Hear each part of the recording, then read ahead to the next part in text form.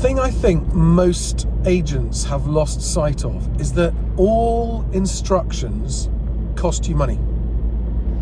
Whether you sell them, whether you don't, all instructions cost you money. And only exchanges make you money. And I've heard an agent say that instructions are the lifeblood of a business, and it's not true. Because instructions are an anchor and a ball and chain and a drag on a business if they're not selling. Because they cost you money whether you sell them or not.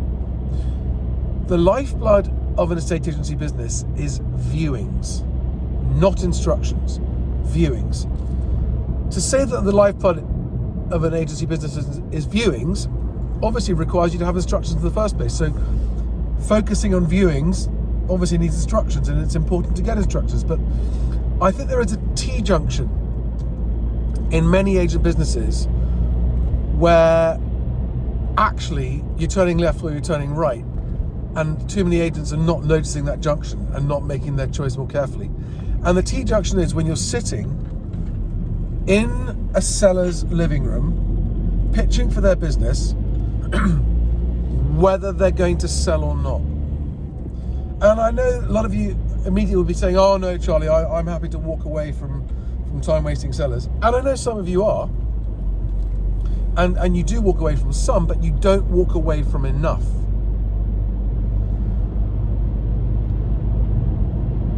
A really good agent, when you're in a prospect's home pitching, you should also be working out, is this person going to lose me money or make me money? Because it's only one of those two, right?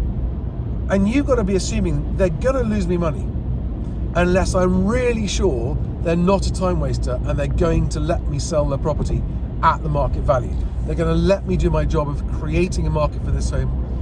And the more agents who walk away from the silly sellers, the more those silly sellers are actually going to, first of all, not waste your time and money, but secondly, they're going to start to realize, okay, maybe we're being unrealistic.